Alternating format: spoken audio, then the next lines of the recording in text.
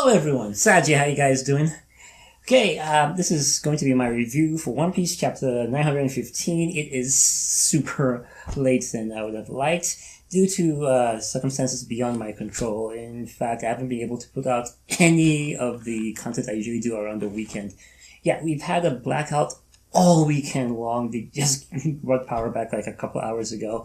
And, well, it's probably due to the amount of rainfall we've been getting here lately. It's the season. It's been raining for days here. So probably affected the power grid here somehow. But yeah, because of that, weekend was pitch black. I couldn't do anything about it. So all my content is going to be late. But yeah, I apologize. So anyway, yeah, this chapter, we are in Bakura Town now. Yeah, I did mention in my live reading, which if you haven't checked it out, it's in my Facebook page. That's where, in fact, I intend to do a lot of my manga coverage on my Facebook page. I just like putting my One Piece reviews here, so it's because it's easier to share around. But yeah, do check out my live reading. I mentioned how we left Okobore, which was a town of very little, and now we're going into Bakura, which is probably a town of excess, and it is. So anyway, I'm going to use my read-through format. I don't like doing this very often, even though it does have its appeal. I kind of feel it's better for live streaming, but I don't have that much of an audience here yet. But yeah, do let me know if you like me to be live streaming this. But I do like my review format, the way I do it, how it contrasts with my original reading of the thing. So this isn't something I'll be doing very often, but because of how late things are, might as well just do it here. So yeah, as I'm reading through, I'll just be discussing it. Okay, going in. Here we go. So yeah, the cover. We have Bellamy. Yeah, I did kind of thought maybe it was Shanks until it was revealed. Yeah, Shanks doesn't have a left hand. His left arm is what was taken from him. I just thought it was the right. Yeah, it's a left. So yeah, definitely, obviously it wasn't him. But here's Bellamy claiming to have retired from the pirate life, and now he's just in a town of dyed goods, and that's going to be his day job now. Just painting other pirates' flags. Among other things. I mean, they didn't specify flags, just dyed stuff. But in the last chapter, we did see Shanks, Jolly Roger, hidden conveniently behind a lot of the dyed stuff. So who knows, maybe in this cover story, someone from Shanks' crew will come along, maybe reinvigorated. He's not done, come on. All this is simply a story of how he put up the flag, and now what's going to inspire him to come back. Because he's obviously coming back, and he's definitely going with Luffy. I think he's still going to be tsundere about joining his fleets, but definitely they're going to be allies. I mean, I kind of like his story arc, how he started all pompous, full of himself. Then we discovered he was actually very well off. Like, he wasn't desperate or poor or how most pirates started. He was just bored and decided to become a pirate.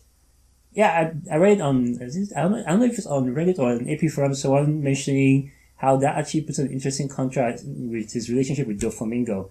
How maybe Doflamingo resented him for giving up his life of splendor to become a pirate. Because he had no choice. He was kicked out and he would love to go back to what he was.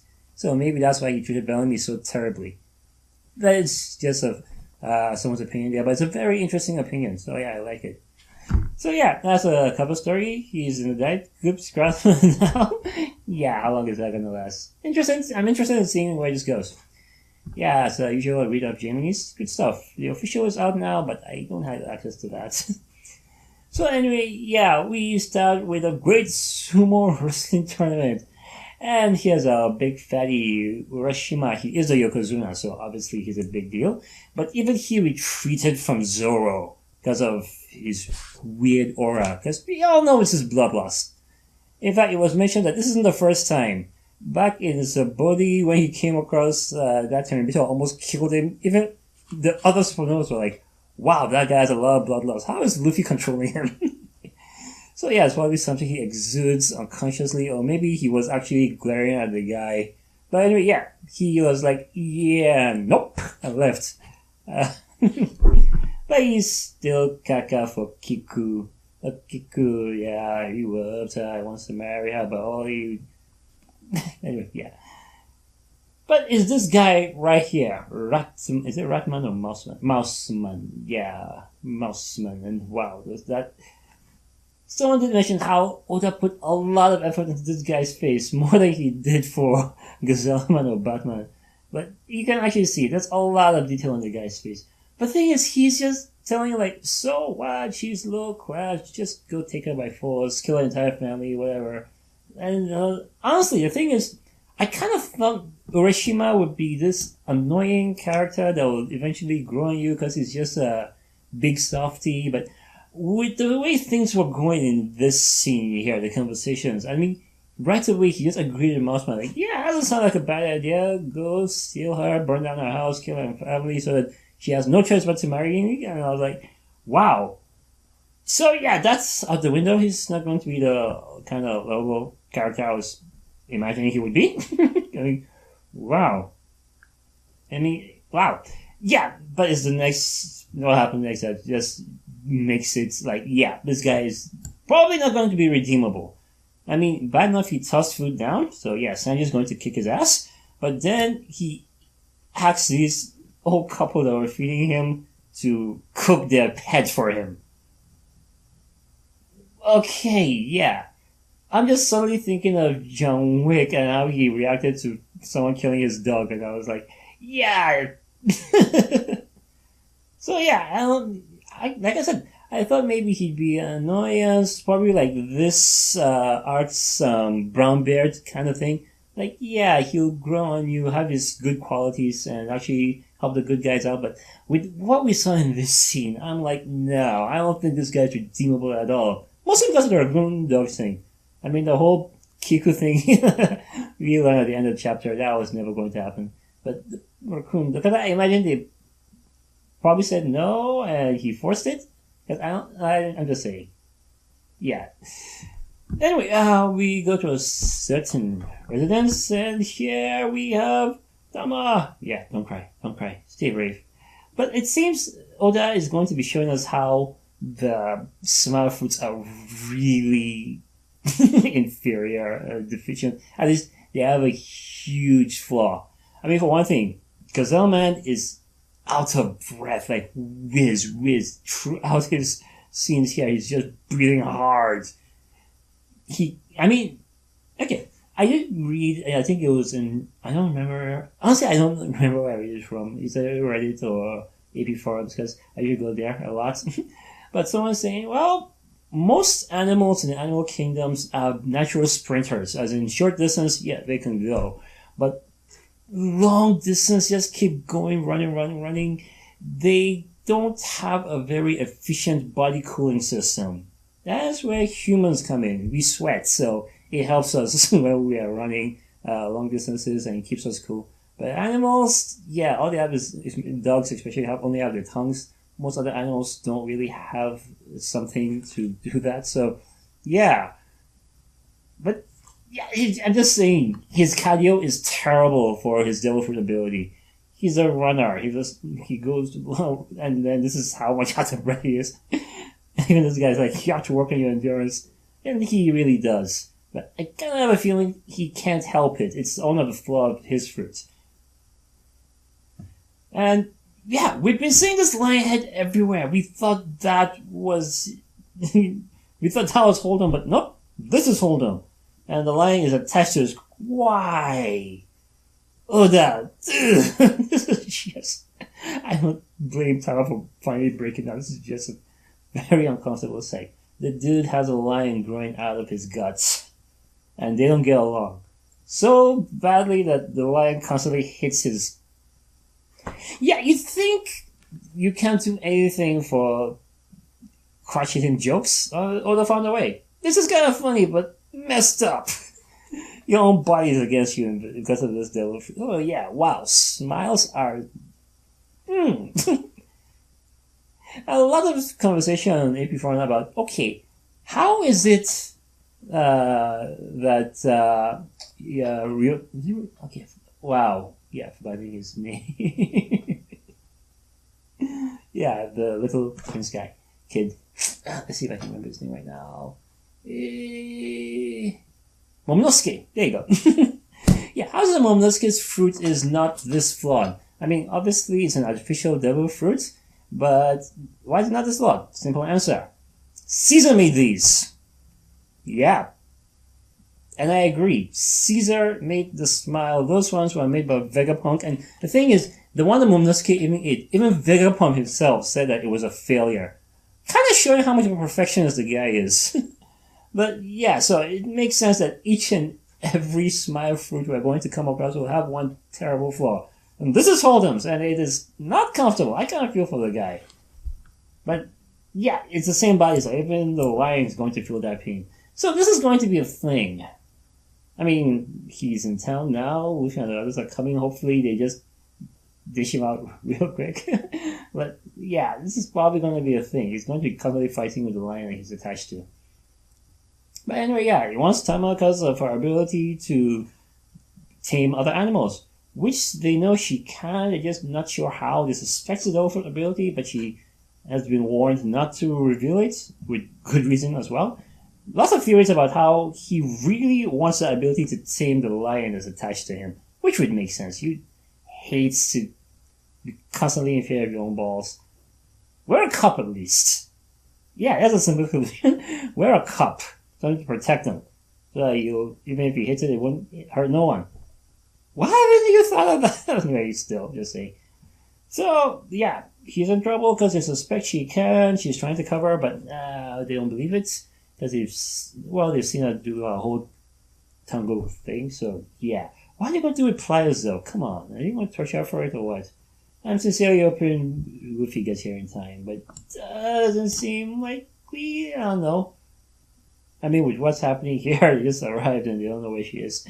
But yeah, Luffy's here, and he and Zoro are looking forward to it. Even Kiku's kind of still freaked out by how happy they are about it. But of course, Luffy, first thing he does is yell out, calling attention to himself. He just does not do incognito very well. Honestly. And yeah, this face down here really freaked me out. Like, wow, Luffy's going murderous here. But now he just used his counter-attack to knock these guys out. Usually there's more of a tailwind or that draws it, but this time, yeah, I just kind of thought maybe Luffy was getting murderous. It was freaky. But yeah, he did that, and it seems she doesn't know about Haki. So even though she seems to be a samurai, she still has a ways to go.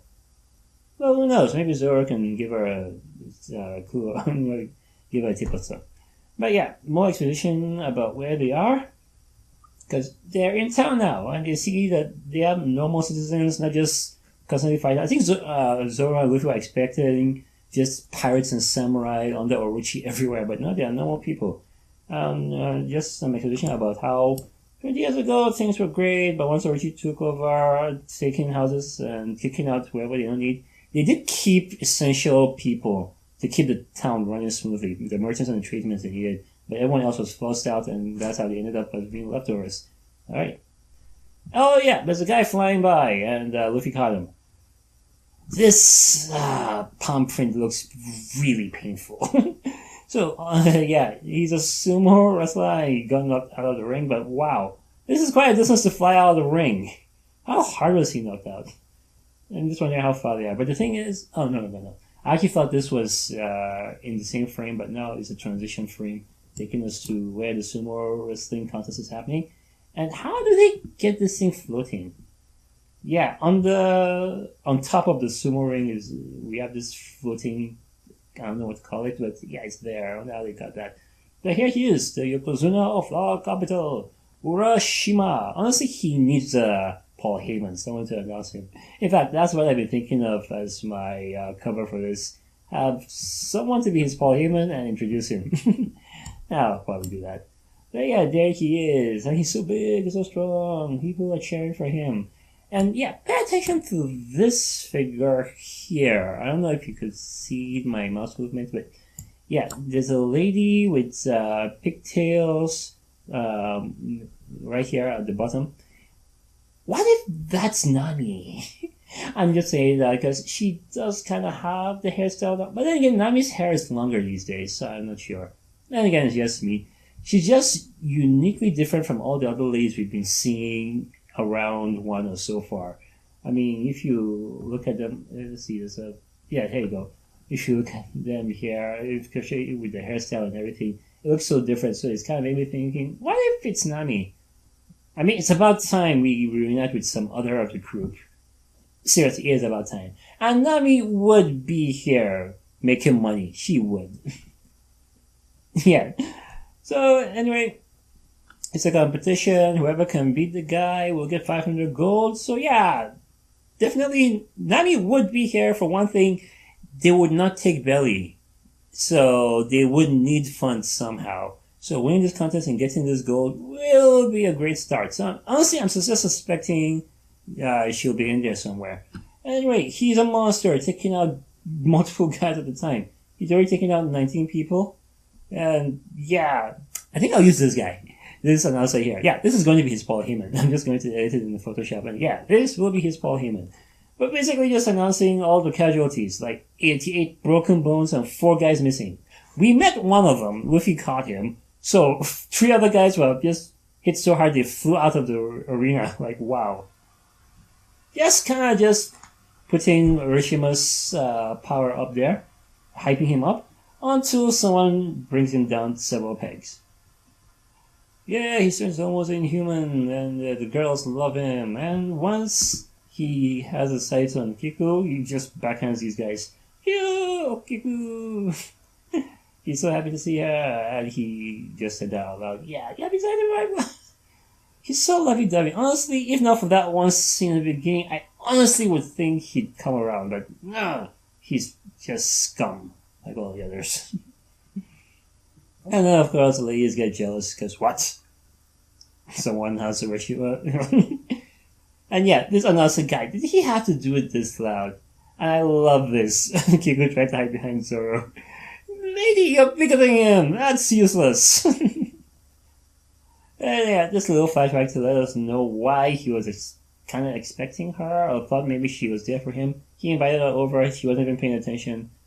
But, yeah. Oh yeah, here's a scene of Zoro just looking at the guy, so maybe he was glaring at him with murderous intent, and that's why he ran away. Maybe. But, yeah, Luffy just wants Tama, is she safe? And, Uroshima's guys already picked Kiku up. Zoro did nothing, because he doesn't want to cut down naked men. Yeah, I love the little joke I've seen around. Yeah, Zoro won't cut down naked men, Sanji will kick women. So they just fall opposite of each other. I love that joke. But I also like the argument that it's not just that they're naked, it's that they are unarmed. So it goes against his principle. But even if not unarmed, at least they're defenseless. They can't defend themselves, so he wasn't comfortable stopping them. But anyway, yeah, they got Kiku. She's been taken.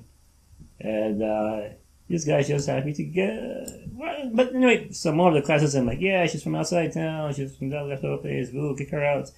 And he's all like, dude, you're all low class to me.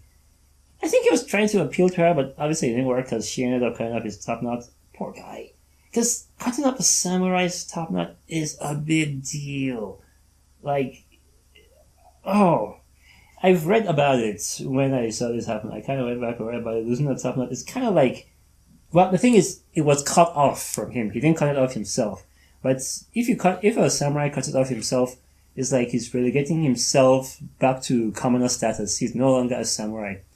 There are cases where the samurai could not find, well, I'm not talking could not find masters, but it was no longer a lucrative career, and they would starve. But as samurai, they weren't allowed to get menial jobs, so they choose to willingly do that so as to put themselves back as commoners, or maybe join a monastery and become a monk, stuff like that. But basically, yeah, losing a top knot is like you've been kicked down in status. But like I said, this was cut off his head, not willingly. So I don't know if it still counts. We'll find out in the next chapter. But it is a big deal that he lost it, like a very big deal.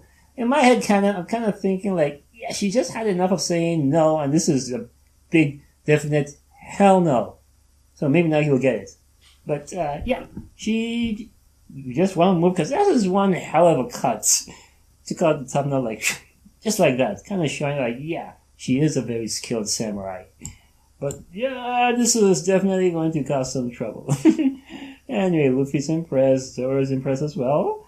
And that's it for the chapter. I was expecting Luffy to go in there and challenge him to a sumo match. That might still happen. But like I said, I don't know how they're going to handle the whole losing top knot thing. Will he be shunned now that he doesn't have that anymore? But I guess it's supposed to be willingly if you to lose that. But if someone does it to you, it's still a dishonor. Obviously, it's still a dishonor on your character. But I'm just wondering how much of an effect it's going to have. So anyway, yeah, just go chapter some more, a better look at what's happening in Wano all around from this one town here. Hold'em is a riot. Poor guy, I just really feel for him. Seriously, your own body's against you like that. Anyway, it was a good read. Really looking forward to the next one. Lots of stuff to look forward to. I'm still suspecting Nami's in the crowd because they need the money, and that would be our first thing. Get the money. Like I said, therefore, I don't think anyone here is going to accept berries, so they kind of need the gold. But we'll see. I just really want them to finally start reuniting the crew. Hopefully I do that soon. So anyway, that was my review. Hope you guys enjoyed it. If you did, leave a like. It really helps. Any comments about your thoughts? If you haven't subscribed yet, please do check out my other stuff and all that jazz. Hopefully back to regular stuff, because this blackout really wrecked my weekend. Like, wow, it's terrible. Anyway, see ya.